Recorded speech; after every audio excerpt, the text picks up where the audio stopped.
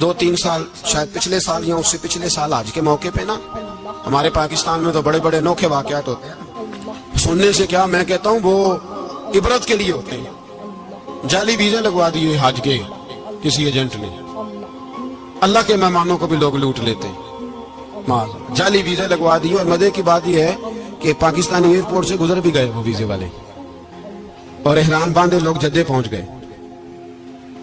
4 आदमी थे, उन्होंने वीजा देखा तो कहा नकली, आपको वापस जाना पड़ेगा। अगली फ्लाइट से वो लोग वापस आए। आप मुझे बताइए, उनकी जब वो छोटे छोटे क्लिप आए, मीडिया ने उनकी बातें सुनी तो उनके आंसू नहीं थमते थे। एक आदमी एहराम बांध के गया है, मामूली समझते हैं आप? मेरे जैसा गरीब आदमी, कभी उसने इरादा किया और मदीने जाने का लेट हो जाए तो कलेजा फटने को आता है। कुछ मजबूरियां पैरों में आ जाए, ना जा सके तो पता नहीं कितनी तौबा करने को दिल करता है कि कहीं गलती तो नहीं हो गई, तो ऐसी बात तो नहीं निकल गई। यकीन करें तबीयत परेशान हो जाती, यार कोई ऐसा काम तो नहीं होगा जिसकी वजह से ये बात हुई। 4 आदमी लौट आए, हालात खराब हो गए, लोग रो रो के किस्से सुनाते थे। लेकिन मेरे रसूल पाक अलैहिस्सलाम का हौसला देखो। हुजूर काबे का भी काबा, हुजूर मालिक, हरम के मालिक मुतलक, जिनके सदके अल्लाह ने काबा को बैतुल्लाह बनाया। हाजियो आओ शहनशाह का रोजा देखो, काबा तो देख चुके, अब काबे का भी काबा देखो। हुजूर 1400 सहाबा को लेके गए उमरा करने। मकामे हुदैबिया पर पहुंचे तो काफिरों ने रोक लिया, हम उमरा नहीं कर, तू और मैं खादम और जो वारिस व मालिक है 1400 सहाबा हम नहीं उमरा करने देते, वापस जाइए। सुलह लिखी जा रही है। सुलह की शर्तें क्या है? मक्के से कोई आदमी गलती से भी मदीने चला गया, मक्के का आदमी, तो मुसलमान अगर इनके जुल्म से तंग आके, मक्की मुसलमान काफिरों के जुल्म से तंग आके मदीने चला गया तो मदीने वाले वापस करेंगे। और अगर मदीने से कोई शख्स गलती से भी मक्के चला गया तो मक्के वाले वापस नहीं करेंगे। इतनी सख्त शराइत। हजरत उमर गुस्से से कांपने लगे, सहाबा परेशान है, पर मेरे रसूल पाक ने सब्र दिखाया। हौसला, तदब्बर, ये तदबीर है। सब्र एक बेहतरीन तदबीर है, अगर कोई अपनाए तो बेहतरीन तरीका है। हुजूर ने फरमाया हमें मंजूर है, सुलह करो। और इतना सख्त होकर मैं कहने लगे 1400 इहराम वाले वापस जाएं, बाद में आना, इस वक्त नहीं उमरा करने देंगे। मेरे नबी पाक अलैहि, मुझे बताओ, मुझे और आपको दुख होता है, तैयारी हो तो प्रोग्राम रह जाए, तो अगर इहराम बांधा हो और अल्लाह के रसूल ने बंधवाया हो तो हुजूर वापस लौटने लगे तो कितनी तकलीफ की बात है। हुजूर ने फरमाया चलो आइंदा आएंगे। मुआहदा लिखा जा रहा है, हजरत अली मुआहदा लिख रहे हैं। लिखो मुहम्मदुर रसूलुल्लाह सल्लल्लाहु अलैहि, मुहम्मदुर रसूलुल्लाह सल्लल्लाहु अलैहि वसल्लम और कुरैश मक्का के बीच मुआहदा। ये तहरीर लिखी जा रही थी तो अबू सुफियान बोल पड़ा, कहने लगा जी हम मोहम्मद रसूलुल्लाह नहीं लिखने देंगे माज़अल्लाह, यही तो हमारा झगड़ा है। अगर आपको रसूलुल्लाह मान लिया तो पीछे रह क्या गया, मोहम्मद इब्ने अब्दुल्लाह लिखे। हुजूर ने हजरत अली से फरमाया रसूलुल्लाह काट के मोहम्मद इब्ने अब्दुल्लाह लिखो। हजरत अली लिख रहे थे, मोहम्मद रसूलुल्लाह लिखा था, फरमाया रसूलुल्लाह काट के मोहम्मद इब्ने अब्दुल्लाह लिखो। तो हजरत अली कहने लगे हुजूर मुझे ये लफ्ज काटना नहीं आता, हुजूर मुझे ये लफ्ज काटना। किसी सहाबी ने एतराज नहीं किया कि लिखना आता था, कहा मुझे काटना। हुजूर ने दोबारा कहा अली काट दो। या रसूल अल्लाह मुझे ये लफ्ज काटना नहीं आता। मेरे हबीब ने तीसरी दफा कहा अली काटो। तो शेर खुदा ने कलम छोड़ा, हाथ बांधे और खड़े हो कहने लगे महबूबा मुझे तेरे कसीदे लिखने आते हैं, काटने कोई नहीं आते, मैं मजबूर हूँ, मुझसे नहीं होता, कोशिश करता हूँ, ना कलम उठता है ना हाथ चलता है। मेरे हबीब पाक ने कलम पकड़ा और लफ्ज रसूलुल्लाह खुद काट के मोहम्मद इब्ने अब्दुल्लाह कराया। भाई वक्त गुजर गया, सुलह हो गई। ये तदब्बुर, ये हौसला, ये तदबीर मेरे नबी ने फरमाई। अब तो 1400 को मक्के ने ना दाखिल होने दिया, लेकिन 1 साल ही गुजरा, थोड़ा ही वक्त गुजरा, मेरे रसूल पाक 10,000 को लेके मक्के में दाखिल हो गए। 10,000 उसने फायदा दिया। हिकमत क्या थी, तदब्बुर क्या था?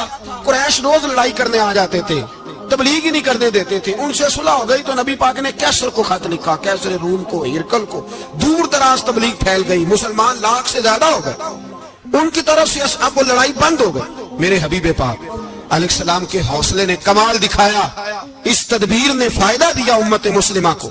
10,000 का लश्कर लेके हुजूर काबे में दाखिल हुए, کل جو ابو سفیان کہتے تھے نا محمد رسول اللہ لکھنے نہیں دوں گا، آج وہ خود کہہ رہے تھے اشہد ان لا الہ الا اللہ واشہد ان محمد رسول اللہ صلی اللہ علیہ، کل جو کہہ رہے تھے کہ میں یہ لفظ نہیں لکھنے دوں گا، آج ابو سفیان کی حویلی میں لاکھوں لوگ ہزاروں لوگ بیٹھے تھے اور سارے کہہ رہے تھے محمد الرسول اللہ محمد الرسول اللہ محمد الرسول اللہ صلی اللہ علیہ وسلم۔ میرے محبوب کی تدبر نے، فقاہت نے، اور پھر کمال ہوا 1400 کہاں اور 1,44,000 کہاں، 1400 کہاں اور 1,44,000، 1400 کو نہیں جانے دیا عمرہ کرنے، میرے رسول پاک 1,44,000 کو لے کے حج کرنے چلے گئے۔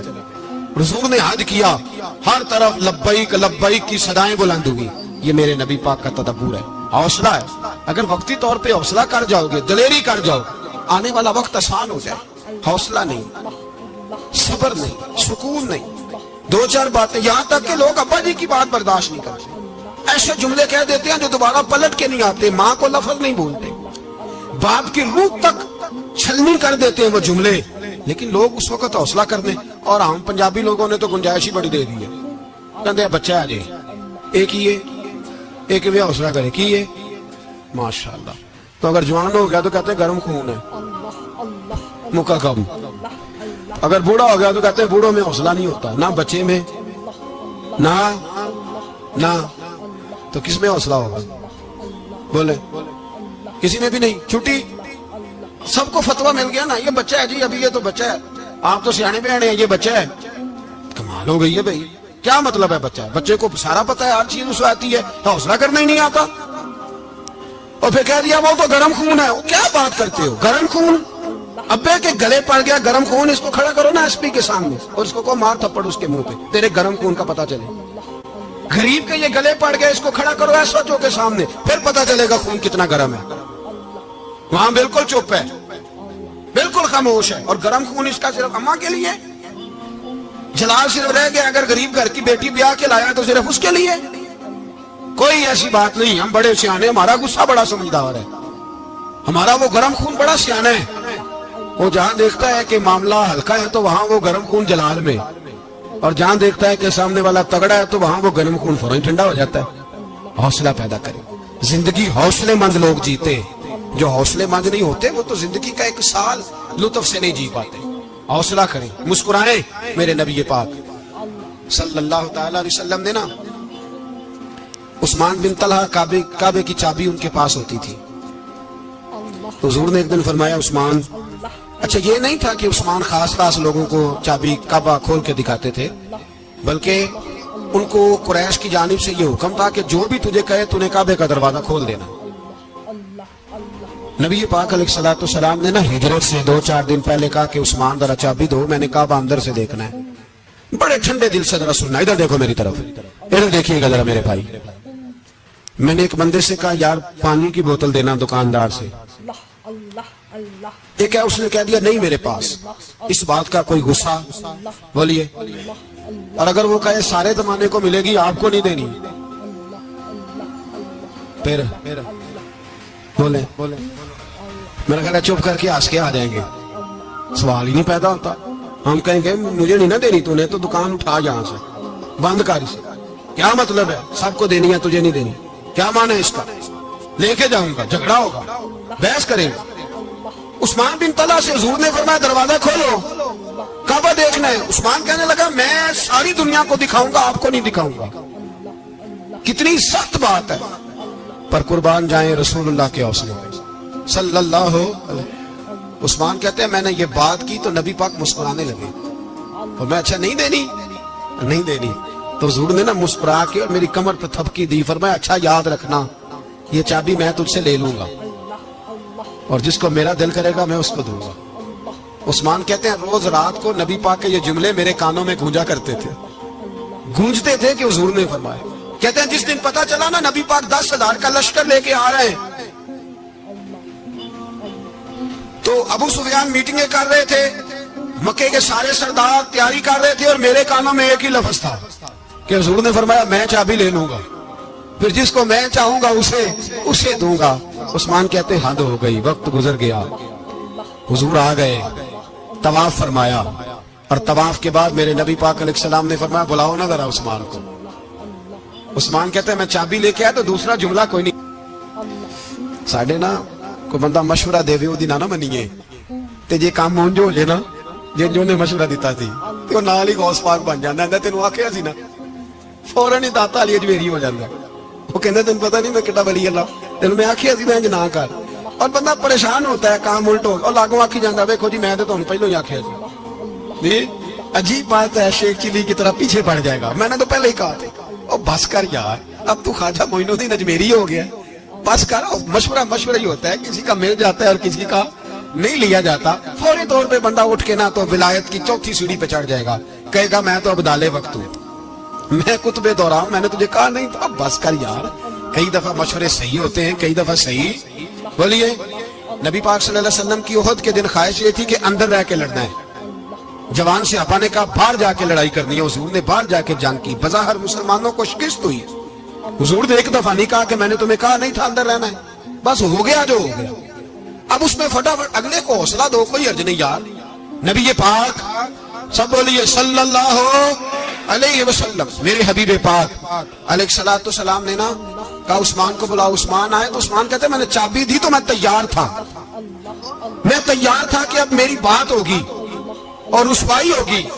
लेकिन कहते हैं कुर्बान जाए, मुस्तफा ने तो ये जुमला भी नहीं कहा कि मैंने तुझे कहा नहीं था, ये भी नहीं कहा। हुजूर ने चाबी ली, काबे के बुत साफ किए, नमाज पढ़ी, वापस आए। फरमाया उस्मान मेरा वादा था तेरे साथ कि जिसको मैं चाहूंगा चाबी दूंगा, ये लो चाबी मैं तुझे ही देना चाहता हूं, ले लो रख लो। उस्मान कहते हैं वो चाबी नहीं मेरे तरफ आ रही थी, मेरी तरफ ईमान आ रहा था। वो चाबी नहीं आ रही, ईमान आ रहा था मेरी जानब। कहते हैं मेरे हाथों में चाबी आई और मेरी जुबान पे कलमा है तौहीद जारी हो गया। भाई तदब्बुर, हौसला, सब्र, रजा, हमें तो टाइम भी नहीं गुजारना होता। घर का माहौल, घर के अंदर रह के लोग दुखी हैं, इसलिए कि हमारी तबीयतों में हौसला नहीं, एक मिनट के लिए नहीं, एक सेकंड के लिए भी हम ये बर्दाश्त नहीं करते कि चलो थोड़ा इंतजार करें, वक्त को देखें, मौके को देखें। मेरे नबी पाक अलैहिस्सलातु सलाम पे इतनी मुसीबतें आई कि पहाड़ पे आती तो वो रेजा रेजा हो जाते, लेकिन किसी मकाम पर भी हुजूर अलैहिस्सलातु सलाम शिकवा करते नजर नहीं आते। हम गरीबी का रोना रोते हैं, हर चौथा आदमी कहता बड़ा गरीब हूं, लेकिन मेरे नबी पाक अलैहिस्सलातु सलाम ने चौथे दिन खजूर खाई, सिरका खाया है और मोटे बांध की चारपाई पे आराम किया। हजरत उमर ने कहा हुजूर कितनी तकलीफ है? फरमाया उमर कोई तकलीफ नहीं, थोड़ा सा तो वक्त है, जन्नत में जाएंगे, सारी नेमतें अल्लाह ने हमारे लिए तैयार की हुई। राजी बिरज़ा, राजी बिरज़ा, कोई किसी किस्म का मसला। हमें आजमाइशें आती हैं, तकलीफें आती हैं, बीमारियां आती हैं, लोग छोटी छोटी बात पर परेशान हो जाते, जरा जरा सी बात पर शिकवा करते हैं। मेरे रसूल पाक अलैहिस्सलाम ने फरमाया जब मेरा रब किसी को बीमार करता है तो दो फरिश्तों को भेजता है, जाओ मेरे बंदे की तीमारदारी करके आओ। अल्लाह अकबर, खुद रब भेजता है, जाओ मेरे बंदे की। तो मुझे बताइए जब अल्लाह भेजे तो फिर तंदुरुस्त खुश नसीब हुआ के बीमार?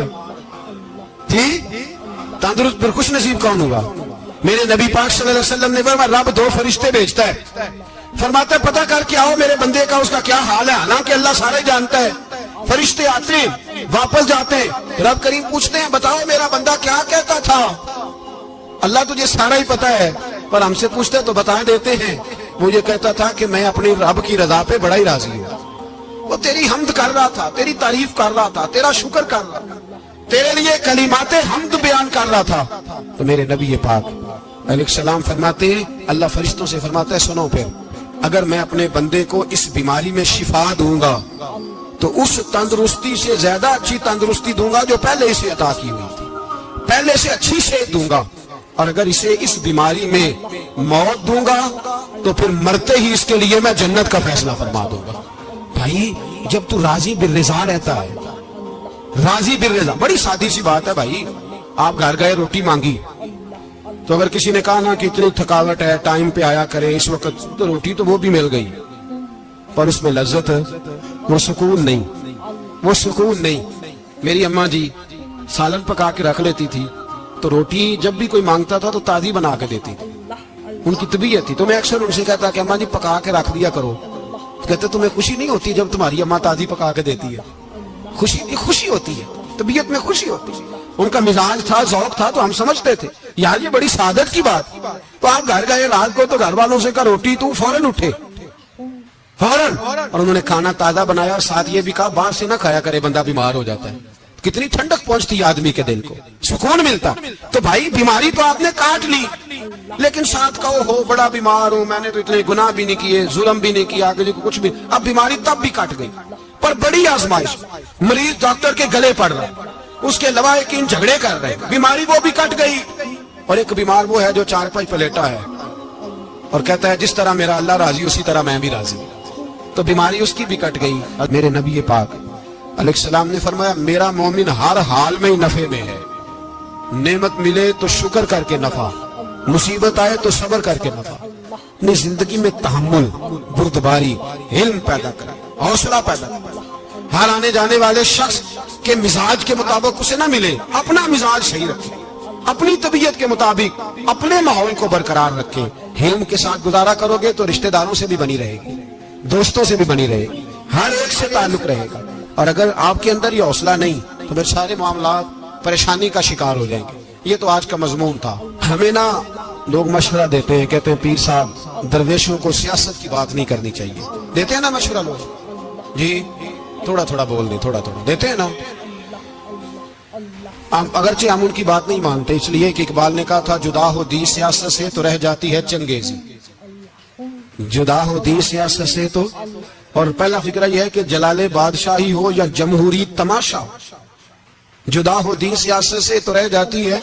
اس نے کہا جب سیاست اور دین علیحدہ علیحدہ ہوتے ہیں تو چنگیز خان اور ہلاکو خان پیدا ہوتے ہیں. سیاست جب تک مسجد کے اندر رہتی ہے تب تک پاک صاف رہتی ہے, وہ گندی ہوتی تب ہے جب مسجد سے نکل جاتی ہے. حضرت علی کے زمانے تک مسجد میں رہی, پاک صاف رہی. یزید باہر لے گیا تو گندی ہو گئی. حضرت عمر بن عبدالعزیز دوبارہ مسجد میں لے آئے تو پھر پاک ہو گئی. لیکن پھر بھی ایک ساتھی نے مجھے کہا, تو اس کی بات میں سب کی باتیں نہیں مانتا, اس کی بات میری سمجھ میں آئی. وہ کہنے لگا کہ اصل بات یہ ہے کہ سیاسی تبصرے تجزیے ہم اخباروں میں ٹی وی پہ جا کے بیٹھے, جا کے بڑی مہربانی میری طرف دیکھیں, وہ ہم سنتے رہتے ہیں تو ہمارا دل کرتا ہے مسجد میں صرف ہم رسول اللہ کا پیار ہی سنیں. تو میں نے کہا یار تیری بات دل کو لگتی ہے, یہ بات صحیح ہے, چلو یہ نیت اچھی ہے, یہ تیرا نظریہ ٹھیک ہے, مان گئے.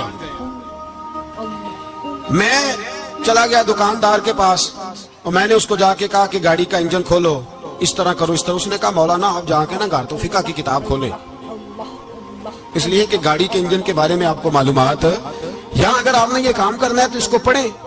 کسی استاد کے پاس ورک شاپ پہ آئے, آپ کے ہاتھوں کو, منہ کو, چہرے کو مٹی لگے, دھواں لگے, گریس لگے, پھر آپ کو پتہ چلے گا انجن کیسے کھلتا ہے. صحیح کہہ رہا ہوں نہیں صحیح کہہ رہا؟ دھواں گلا تو یہاں کر چڑی جائے. صحیح کہہ رہا ہوں جی. اگر مولوی کو اجازت نہیں سیاست کی بات کرنے کی, اور مولوی کو اجازت نہیں کہ انجن کی بات کرے, تو سیاستدان کو اجازت ہے دین کی بات کرنے کی. یہاں تو وہ آئے نا مدرسے میں پڑھے, پورا دین حاصل کرے, پھر وہ بولے تو پھر تو ٹھیک ہو گیا. لیکن جب اسے سورت اخلاص بھی سیدھی نہیں آتی تو فتوے دینے کی اس کو ضرورت ہے کوئی؟ بولے نا یار کیوں چھیڑتے ہیں سیاست. ہم نا پچھلے جمعے جلوس نکالنا چاہ رہے تھے ختم نبوت کی ترمیم کے حوالے سے.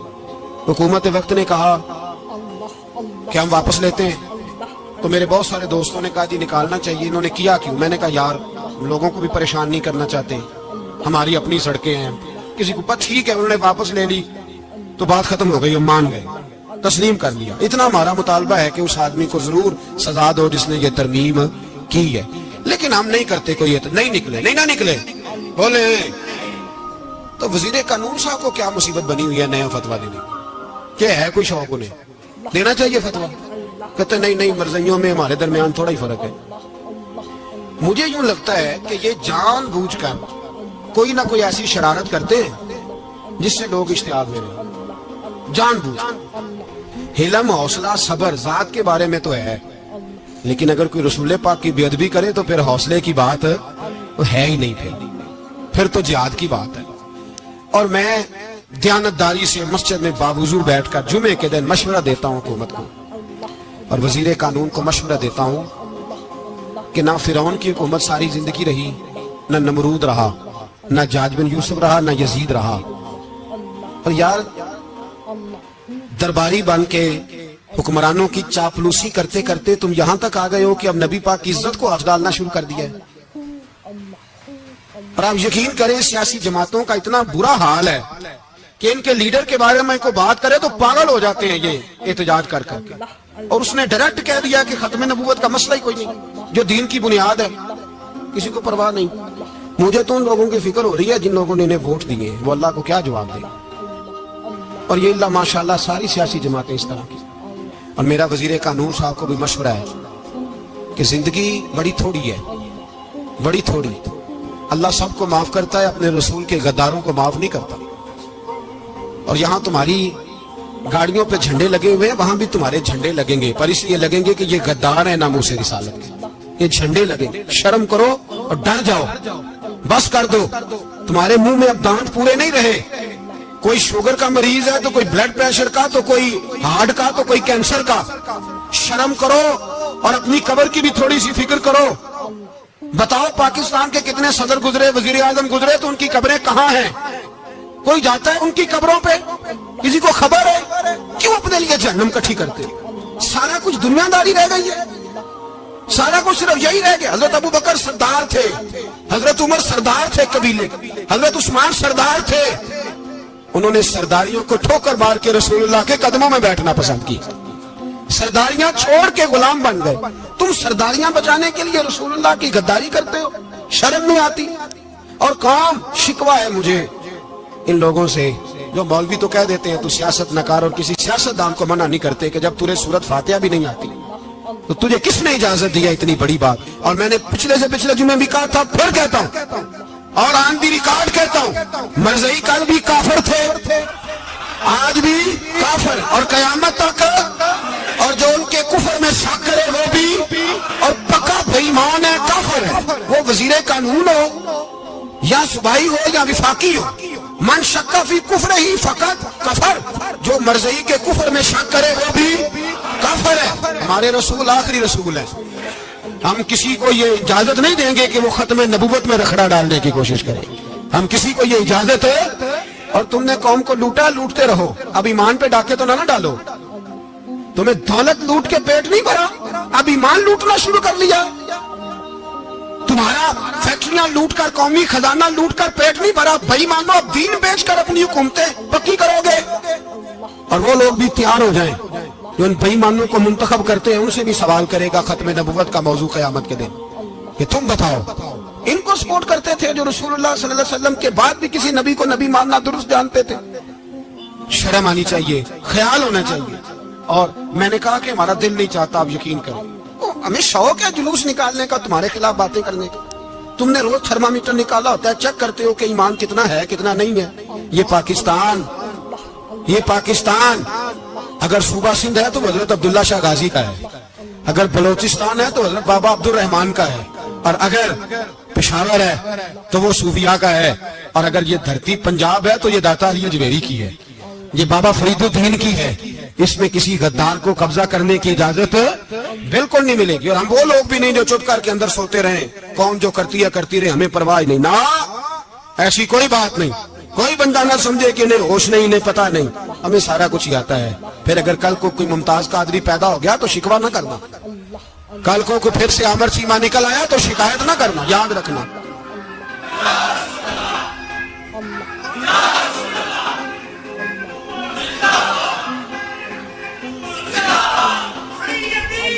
तो मेरे भाई खोल के बोल, या नबी रसूल के बोल। तो ये मशवरा जला तो ये तुम्हें मशवरा है।